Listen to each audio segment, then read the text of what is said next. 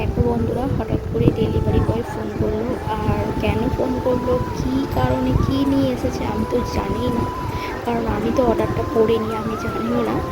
তো যাই হোক, তোমাদের দাদা অর্ডার করেছিল, তারপর জানতে পারলাম। তো তারপর কি কি দিয়ে গেল ডেলিভারি বয় এসে, সেটাই তোমরা দেখে নাও। এইগুলো হচ্ছে হাই প্রোটিন খাবার। তো এখানে 5 কেজি আটা আছে, এই বড় প্যাকেটটা। আর এইগুলো হচ্ছে তোমার সেই আখরোট। তোমরা কে কে চেনো আমাকে কমেন্ট করে জানিও। আখরোট এটা। আর এটা হচ্ছে ফ্লাক্সিড। এগুলো হচ্ছে ওই জলে ভিজিয়ে খেতে হয়।